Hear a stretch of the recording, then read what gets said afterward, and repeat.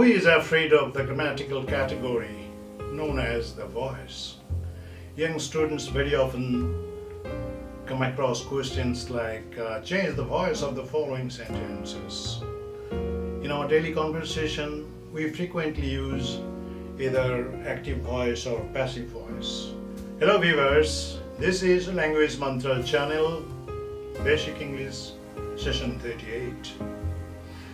We have the voice to discuss today.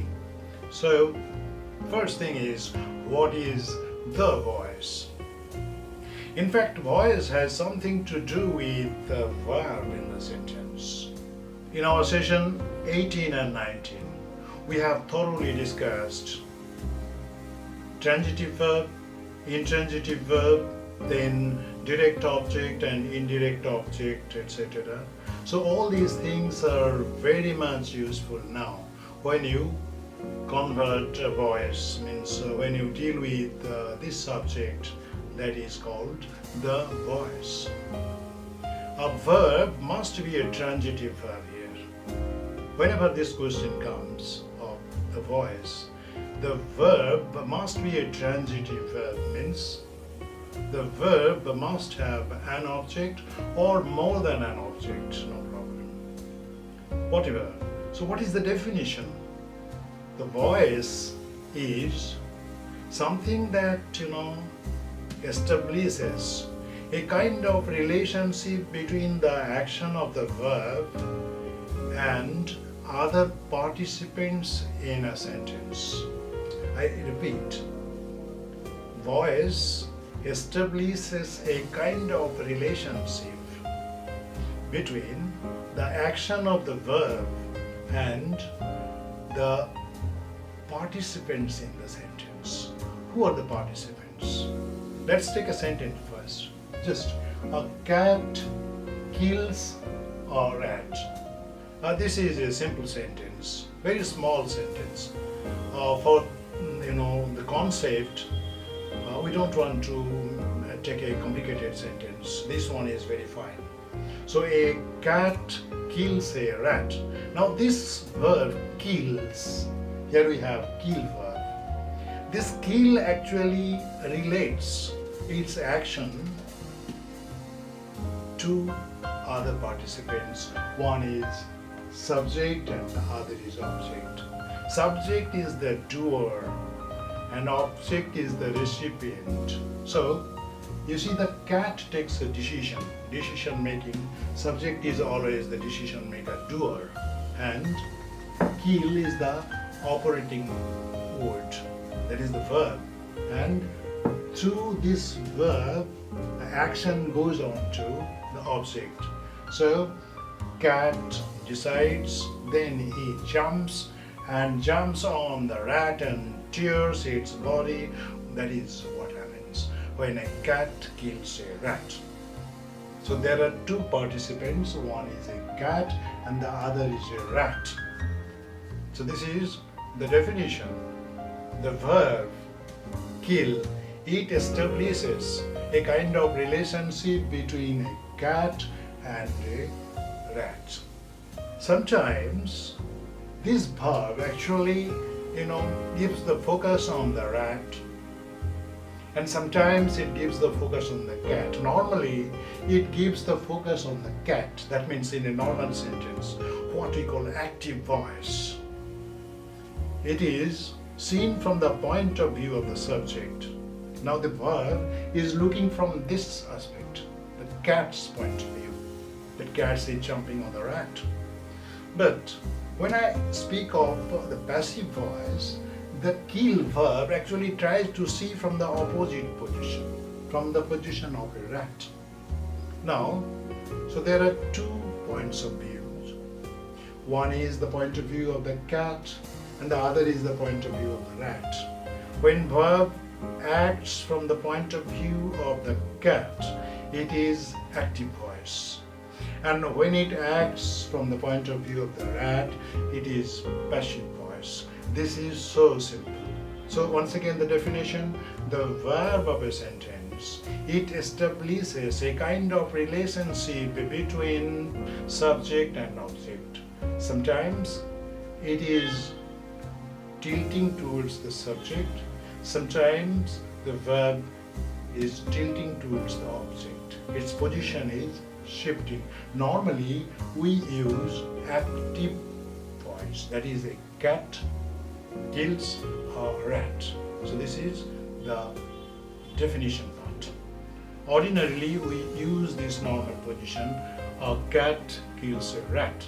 But sometimes, for example, we do not want to say the subject, we don't want to mention the subject. In that case, we use passive voice. I don't say my mother told me to do this. I say I am told to do this. Or suppose a policeman is loitering just in front of your house. You go there and ask him, what are you doing here? He says, I am watching for something here and I am told to do this. He does not give you the person who has told him to do this. So this is possible. In this case, when we don't want to use the subject, we can use passive voice. Then again, sometimes we do not know the subject. Say old proverbs, for example. Birds of a feather flock together. Who said this? I do not know. So we can say it is said, birds of a feather flock together. And again, there is third use, that is when you want to be objective. This is subject and this is object. So when you want to be objective, you try to see things from this side. In scientific studies, for example, a research scholar, he is trying to give his observation, his findings. In that case, he normally tries to be objective and he tries to use passive voice. It is derived that he gives argument and then he says, therefore, it can be said, it is derived, etc. etc. So we have three kinds of uses. One is we try to hide the subject. We do not know the subject. And third is, it is a scientific observation. In that case, we try to be objective, and in that case, we use passive voice. So first part is definitional part, I think it's clear. Second part is when we use this, that part is clear. And third part, how to make an active sentence passive, or how to, convert or transform an active sentence into a passive sentence. This is not very difficult, since you are trying to see things from a very different point of view, from the objective point of view, not from the subjective point of view. Normally it is subject, verb, object. In English language it is always like this. So here subject, verb, object, this is the normal pattern. But since now in passive voice you are trying to see from the point of view of the object, you have to make a shift of positions of subject and object. So do one thing. This is object position, this is subject position. So a rat is an object, bring it to the subject position. And a cat is in the subject position, okay, send it to the object position. So what happens now? A rat comes first. Then verb will be in the middle of subject and object, no problem. And then in object position we have cat. So a rat kills a cat now. Take care. I have used a rat kills a cat. Logically this is not acceptable, because here in this sentence it is the cat who kills the rat. But if you don't change the verb, a rat kills the cat gives the just opposite meaning. You cannot change the meaning. So you have to, give the passive form of the verb. There lies the main story. You have to change the verb format. You have changed the subject-object position. And now you have to change the verb format.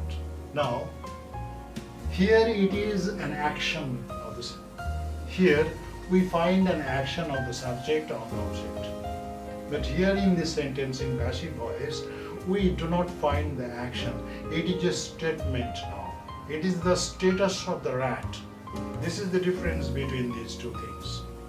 Subject and object, these two things, interchange their place. And what happens now? Here it is an action sentence, but here it is a statement. So you have to introduce a to-be verb, suitable to-be verb, is and are. Kill will have its past participle form or perfect tense form. So what happens? A rat is killed, then by a cat. Then you see meaning remains almost unchanged. Only the focus is changed. In the first place we have seen from the cat's point of view, and now in this sentence we see it from the rat's point of view. So what is the sentence in the passive voice? A rat is killed by a cat. What is new here? Is to be verb introduced, and verb is converted into its past participle form, and that is followed by a by preposition. So this is so simple. You try to understand this basic idea first, and in our next sessions we will try to see different aspects. But don't forget to subscribe our channel, share it with your friends, and comment on the subjects we are discussing. And also, if you have any problem, please contact us.